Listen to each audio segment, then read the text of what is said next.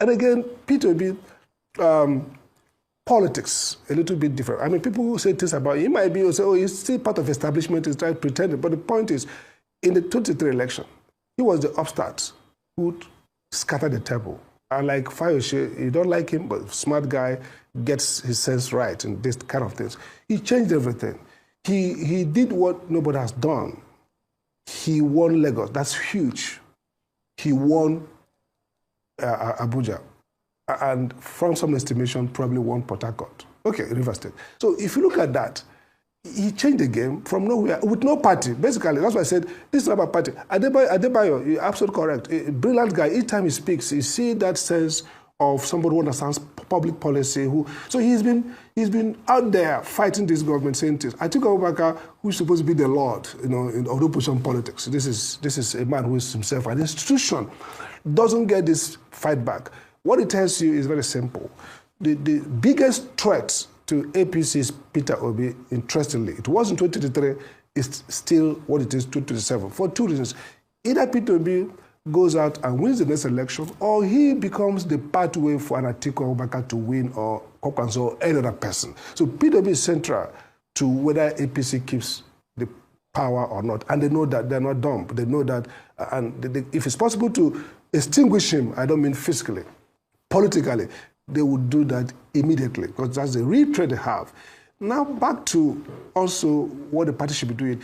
I've said before that APC's, how it's formed, the two temperaments that came in, don't forget APC, dominantly the Buhari's platform and Tinubu platform largely, and then a rump of angry PDP and APGA here and there coming together.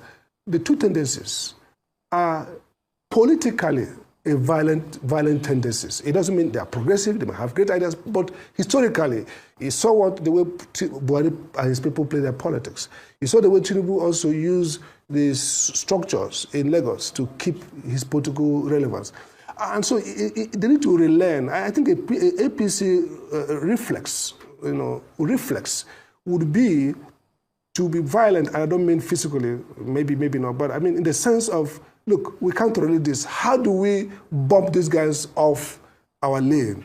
And so it won't be like PDP in 2014. And I want to tell people, PDP in 2014, PDP has always had a very temperate, national look, jolly platform, and it has been its undoing in 2014 because they couldn't face the avalanche of attack from APC with the way APC is responding. So APC is going to come up strong. It's in their DNA. They're going to come up. The question then is, what will balance? What will give up? So I have fears as we run to 2027 that we're going to see a renewed era of real violence now. And the question then is, what can pull back? Three things I think may happen. I think that the fact that that level of violence may not work. Again, look at the guys, the kids on the block, on the APC side. You see Ganduje, who's the chairman. You've seen the president himself, who is tough guy who understands this dark art and has played this game deep. You see the governor of Hopes of Denmark, who himself is a game man on that level. You see now Wike, part of this. So nothing will stop APC from deploying those dark art. And because governance does not respond to politics easily, I mean, the odds, the economy may not get better in a significant way, things may not work well, the global economy may come in and help to shape the outcome. So they may be left with nothing but some kind of what we call in Nigeria ruffle. How will P2B, Atiku, and these opposition figures, Adebayo, how would they play their card? I want to discount the parties. The parties don't count here. PDP, Labour Party, I discount them.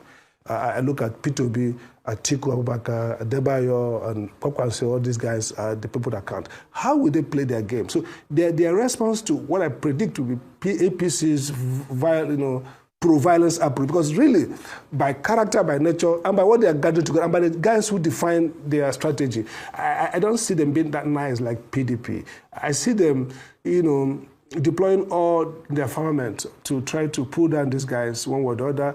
And I've not seen the government itself, focus on changing governance. I mean, the time is still there to change outcomes, but the configuration of government, in my view, and the guys who are running things, I don't see where they're going to fetch fresh initiative, innovation to turn things rapidly around. Maybe if the global economy works better and some of the impact shapes what we get, things may get better. But really, they are going to lack the message that is positive because of how things, in my view, will look run down to 27. And so we're going to wake up to the fact that we're going to have a strong ruling party that doesn't want to lose power, but doesn't have the national goodwill to win power easily. And so the logical thing is that either the opposition gets them out quickly, or they probably want to get the opposition decimated one way or the other. And so my prediction is, except something changes, we should brace up for a very tough election period that's marked by different degrees of violence and rhetoric, dark arts, arrests, attempt to take people out, manipulate systems, because both the DNA and the profile of the movements infused in the ruling party suggest that that's their first resort. And again, P2B, as part of why they thought he didn't win the election, some of his supporters, that he didn't man up enough. And it looks like, as the game goes further, he probably is going to man up in a more significant way. His New Year message is a sense of saying, here I stand, they want to kill me, something like that, but I'm going to stay in this, I'm going to fight on this, I'm going to, and he reinforced it a few days ago, say, look, I'm fighting for the common people, I'm fighting against this situation, I don't know what it costs me. So are we going to see a more defiant P2B who will now, by that defiance, draw some of the people who are saying, look, this guy has some ideas, but does he have the grit? Does he have the dark side to come out? Maybe in 2025 we'll see a different kind of P2B, a different kind of obedient movement, but unfortunately I think it's not good for the moral climate of our politics, because it means that we might see a high degree of violence in terms of rhetoric, and oftentimes violence and rhetoric in politics leads to actual violence. That's really the problem here. All right, Dr. Sam Amadi, brilliant submissions as always.